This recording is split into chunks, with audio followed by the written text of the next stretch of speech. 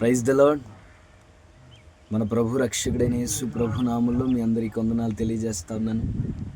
పిల్లరా, చాలాసార్లు మనకి ఎదురవుతున్న పరిస్థితులు, శ్రమలు మనకి ఆటంకాలుగాను, అవరోధాలుగాను, ఎందుకు ఇలా జరుగుతుంది అన్నట్లుగాను, ప్రశ్నార్థకంగాను అనిపిస్తుంది. కానీ మనకి ఎదురవుతున్న ప్రతి శ్రమ మనకి లాభాన్ని చేకూర్చిపెడుతుంది అని చాలాసార్లు మనం గ్రహించాం.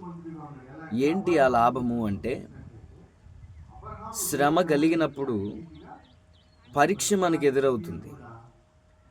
పరీక్షలో మనం గెలవాలి. యోబుకి శ్రమ కలిగింది. ఎంత శ్రమ అంటే, సమస్తాన్ని ఒక్కసారే కోల్పోయాడు.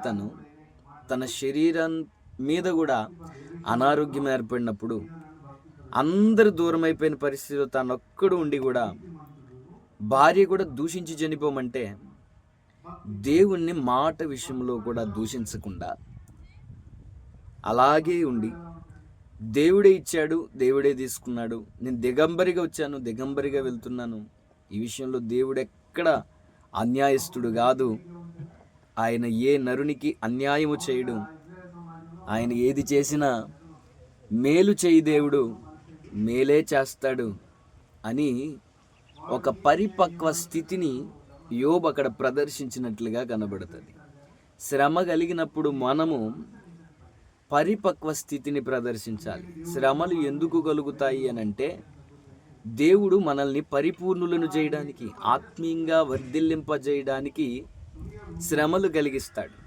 ఆ శ్రమను బట్టి కొంతమంది కృంగిపోయి, కొంతమంది దారి తప్పిపోతే, చాలామంది ఆత్మీయంగా వర్ధిల్లడం ప్రారంభమవుతుంది. శ్రమ కలిగినప్పుడు ఇంకా దేవునికి దగ్గరగా వెళ్తాం, దేవునికి ఇంకా సాన్నిహిత్యులం అవుతాం, దేవునికి ఇంకా ప్రార్థనలు దగ్గర అవుతాం, దేవుని సన్నిధికి దగ్గర అవుతాం. ఆ శ్రమలో ఆత్మీయంగా వర్ధిల్లడం స్టార్ట్ అవుతుంది. ఎప్పుడైతే యోబు పలికినట్లుగా ఆత్మీయ కోణములో ఒక ప్రగతి పదములో మనం ఎదగడం మొదలు పెడతామో, యోహాను భక్తుడు యోహాను పత్రికలో రాస్తూ అంటాడు, ప్రియుడా, నీ ఆత్మ వర్ధిల్లుచున్న ప్రకారం నువ్వు అన్ని విషయాల్లో వర్ధిల్లుతావు అని. ఎప్పుడైతే మన ఆత్మ వర్ధిల్లడం మొదలుపెట్టిందో శ్రమల ద్వారా, అప్పుడు మనం అన్ని విషయాల్లో వర్ధిల్లుతాం. చాలామందికి తెలియని సంగతి ఏంటంటే, శ్రమ కలిగితే మనకు లాభం ఏంటి అని. శ్రమ కలిగినప్పుడు నువ్వు ఆత్మీయంగా వర్ధిల్లడం ప్రారంభిస్తావు నీకు తెలియకుండానే. నువ్వు ఆత్మీయంగా ఎప్పుడైతే వర్ధిల్లుతావో, భూమి మీద నువ్వు కోరుకున్న ప్రతి ఆశ, కోరిక అవి నిజంగా ఉండొచ్చు. ఒకవేళ నువ్వు శ్రమలో పరిపూర్ణత చెందినప్పుడు అన్నీ సఫలమవుతాయి. అన్ని విషయాల్లో అబ్రహామును ఆశీర్వదించినట్లుగా దేవుడు ఆశీర్వదించడానికి అది కారణమవుతుంది. శ్రమ ద్వారా మనకు మేలు కలుగుతుంది. ఆమేన్. శ్రమల్ని ఆహ్వానిద్దాం. శ్రమ వచ్చినప్పుడు ఆత్మీయంగా ఇంకా దేవునికి దగ్గర అవడానికి ప్రయత్నం చేద్దాం. ఆత్మీయంగా మనం ఎప్పుడైతే వర్ధిల్లేమో అన్ని విషయాల్లో దేవుడు మనల్ని వర్ధిల్లింపజేస్తాడు. ప్రభు కృప మనందరికీ తోడై ఉండును గాక.